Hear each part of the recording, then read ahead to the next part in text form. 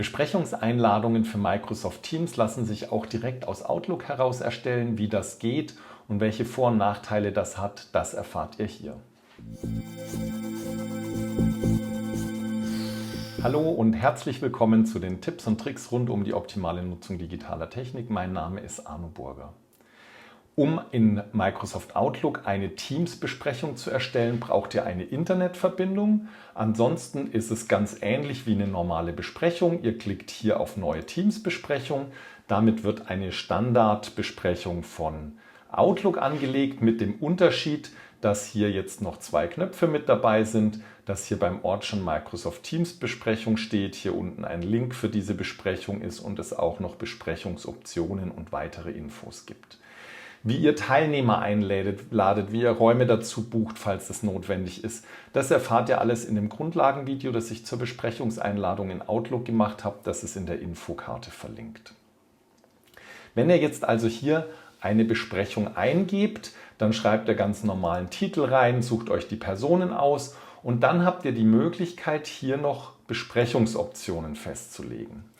Und diese Besprechungsoptionen, die sind aus meiner Sicht relativ wichtig, allerdings manchmal ein bisschen komisch anzuklicken. Und zwar seht ihr das hier, wer kann den Wartebereich umgehen? Also wenn ihr einen Wartebereich habt und der ist standardmäßig angelegt, dann seht ihr hier Personen in meiner Organisation und Gäste, das wären also Gäste in Teams, können den Wartebereich umgehen. Und wenn ihr da draufklickt, dann wird hier so eine Liste ausgeklappt, die finde ich nicht so besonders gut zu bedienen oder zu sehen ist. Also wenn ich jetzt hier auf jeder klicke, dann seht ihr, wird jeder eingetragen und dann kann jeder den Wartebereich umgehen. Oder nur ich, dann kann nur ich den Wartebereich umgehen und das heißt auch andere Leute aus meiner Organisation nicht.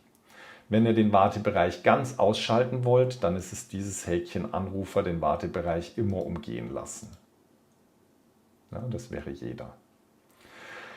So, dann Ankündigung bei Anruf, die Frage, wer kann präsentieren, das ist wieder ähnlich wie oben beim Wartebereich. Hier könnt ihr entscheiden, wer präsentieren darf, ob die Teilnehmer ein Mikro verwenden dürfen oder nicht. Also ihr könnt sozusagen die Teilnehmer auch gemutet zuschalten, sodass die gar nichts sagen können oder auch, dass sie ihre Kamera gar nicht anschalten können.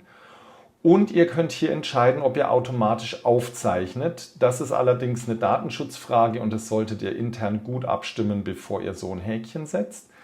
Und auch hier seht ihr, kann man den Besprechungschat zulassen. Also das heißt, wenn ihr keinen Chat wollt, schaltet ihn hier aus. Standardmäßig ist er aktiviert.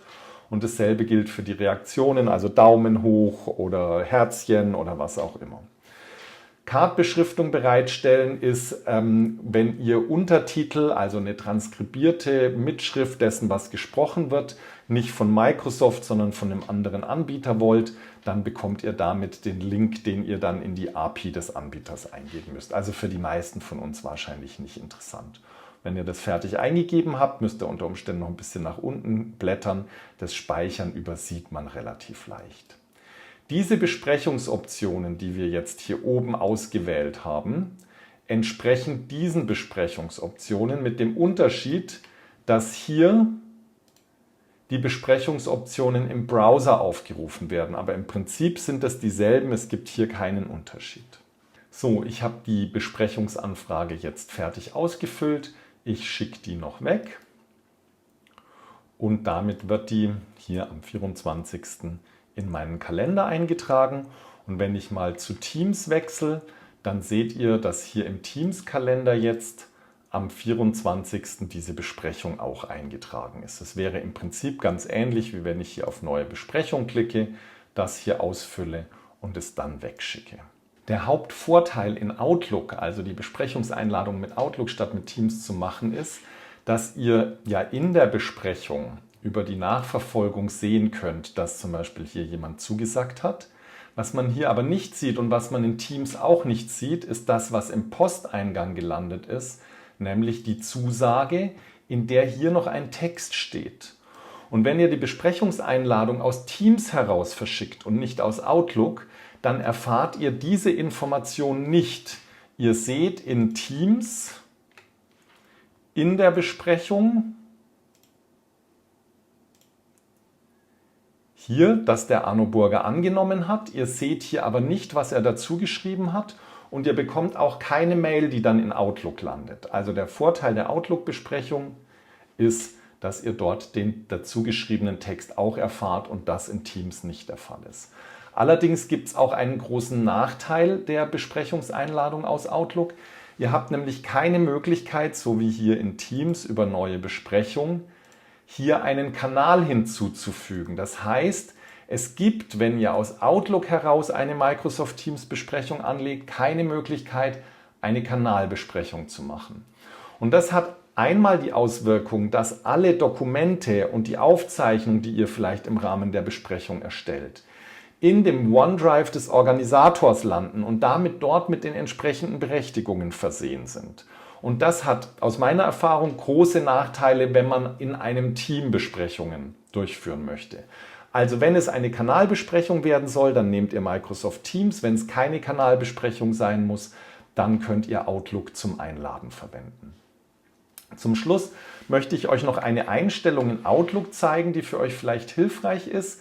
Ihr findet die unter Datei Optionen, Kalender. Hier gibt es Online-Besprechungen zu allen Besprechungen hinzufügen. Wenn ihr im Prinzip nur Online-Besprechungen habt, dann kann das ganz hilfreich sein. Wenn ihr nämlich jetzt auf Neue Besprechung klickt, dann wird automatisch eine Teams-Besprechung angelegt. Bei mir ist es so, bei mir fehlen hier oft noch 2 Schaltflächen, denn eigentlich müsste jetzt hier noch eine Schaltfläche mit den Besprechungsoptionen kommen und eine, die heißt Don't Host Online. Das wäre der Standard, aber aus irgendeinem Grund werden die bei mir öfter mal nicht angezeigt und deshalb finde ich diese Einstellung eher unpraktisch und habe die bei mir ausgeschaltet. Wenn ihr noch weitere Fragen zu Besprechungen habt, schaut euch ruhig die Videos an, die ich dazu schon gemacht habe. Es werden in nächster Zeit auch noch ein paar weitere kommen, zum Beispiel zum Thema Kanalbesprechungen. Wenn es euch gefallen hat, hinterlasst mir doch gerne einen Daumen hoch oder abonniert eben auch den Kanal. Vielen Dank fürs Zuschauen, viel Spaß beim Anwenden und bis zum nächsten Video. Ciao, euer Arno.